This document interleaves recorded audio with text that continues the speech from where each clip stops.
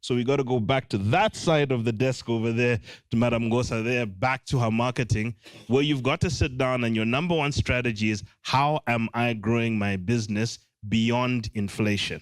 If I'm expecting inflation to be 10%, if I'm expecting the exchange rate to be moving 15 to 25% every single year, how am I growing my business beyond inflation?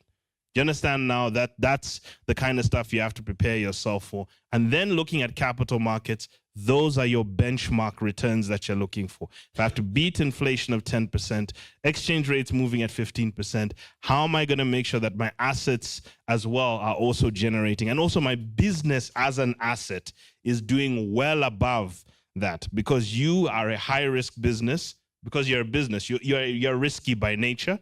You have to then increase your return on investment way above things like government bonds. So that's just some, I know that was a lot to take in, and I hope you wrote most of it down, because in 3 days you will forget what you haven't written down, but that's some background I wanted to give you.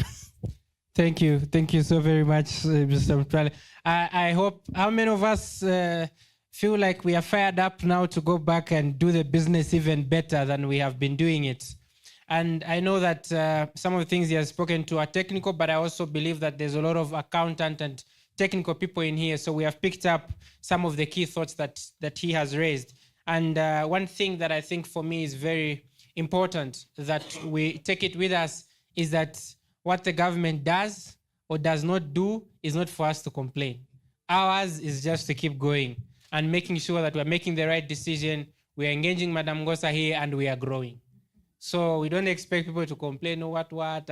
Yes, the cost of business, like I said, is going to remain slightly expensive, but that's even the best time. So we have to make sure that we prepare ourselves adequately. We attend events like this more so that we understand that the dollar grows 2 to 5% every January. I'm just learning that now. So I hope that a lot of us are learning and taking notes.